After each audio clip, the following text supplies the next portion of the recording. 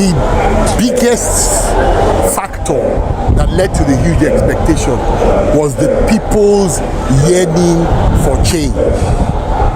People have been yearning for change for several years. Over the past 24 years, they have been led, ruled by the PDP in Delta State.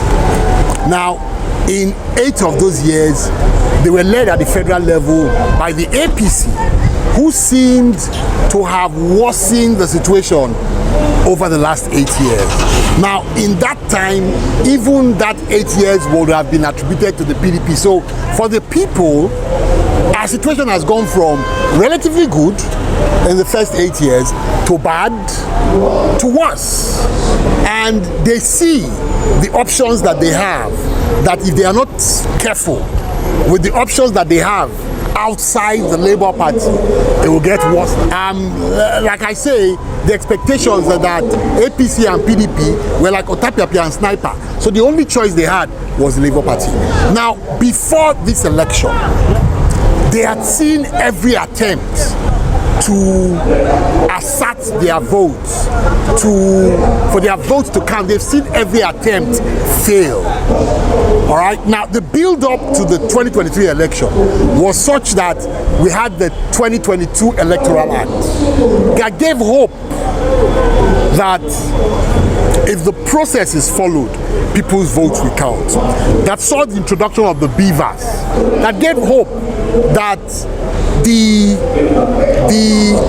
rigging that comes with overvoting from lack of accreditation would not happen.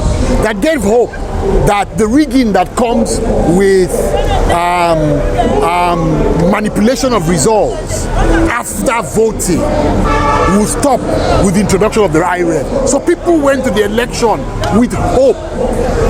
And that hope came to fruition by the February 25th presidential election, where the process was largely relatively free and fair until the collation process, all right, where a little bit of manipulation happened. But then it had happened.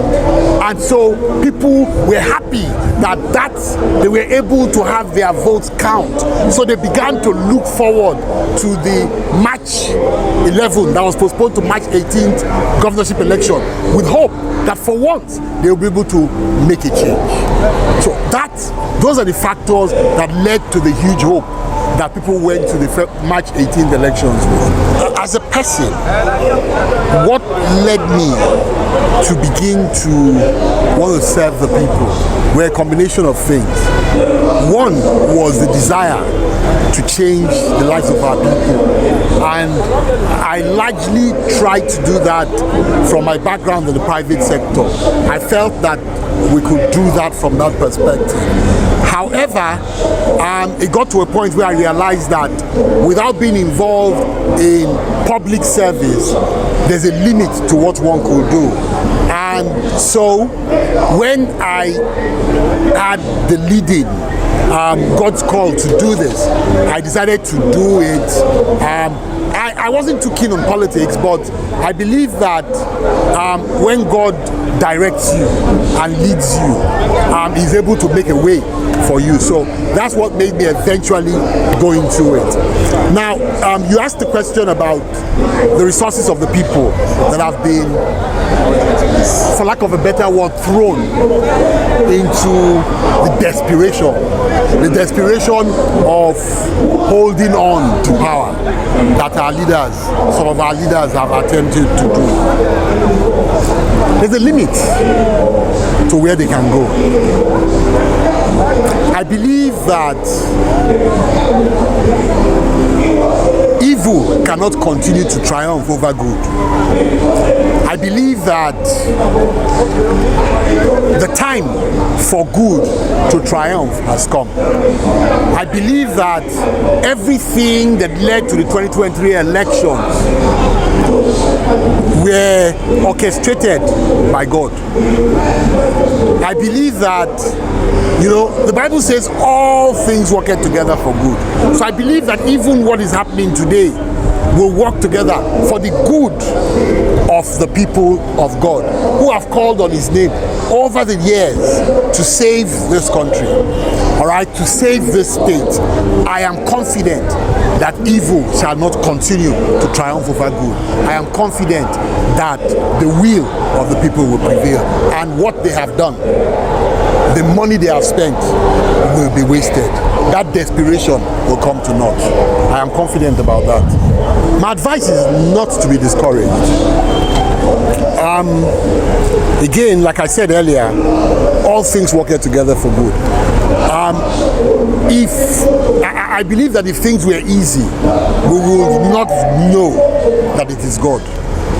So I'm confident that whatever is happening will work out for the good of Nigeria, will work out for the good of Delta. I am confident that again, evil will not triumph. So let's follow due process. I have said before now that destroying hope is dangerous, because what has kept people going is hope that things will change. And destroying that hope is dangerous, because then people, when people's backs are to the wall, they will react. I would rather we have peaceful change than have violent change, because those who make peaceful change impossible make violent change inevitable. So my advice and appeal to the people is to wait for the process to go through, and I'm confident that that process will come to fruition. Through this election, I've gone through the indignities of being maligned. It has been said that I am a stooge for, at some point it was said I was a stooge for the former governor, James Ibori, in case his prodigy, David did not win his case. That came and went, and I didn't see James Ibori back in. Then at a point, it was said that I was a stooge for the Deputy Senate President, and that I would step down eventually for him. Elections came and went, I didn't step down for anybody. And then it was said that I'm a stooge for the current governor, and that I was going to step down for his candidate. And the elections came and went. And the latest one I'm hearing is that I've been paid 500 million not to go to court and to accept the results. Let me say to Deltans unequivocally, the other day a friend of mine called me, a friend of mine who's in government. I haven't spoken to him since I began this race for several months. I don't think I've spoken to him in over a year.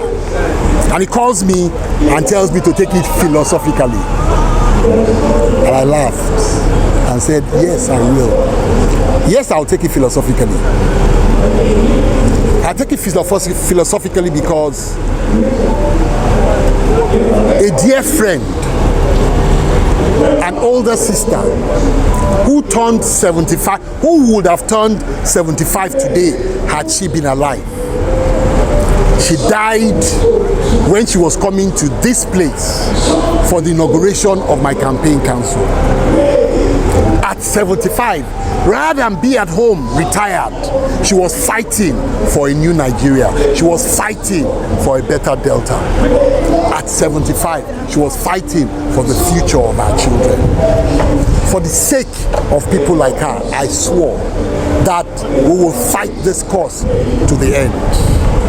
Change. I wouldn't have bothered too much if the people had voted for the people in power or for who they declared. I wouldn't have been bothered. I would have taken it philosophically that I lost. But I know I didn't lose. I know the people's will was perverted. I would be failing people like her if I don't do something about it. So unequivocally, I'm telling Deltans that I am fighting. I have already issued a statement that we reject the results. We are fighting for our mandate. We believe that the Labour Party won these elections, and we're going to fight to recover that mandate.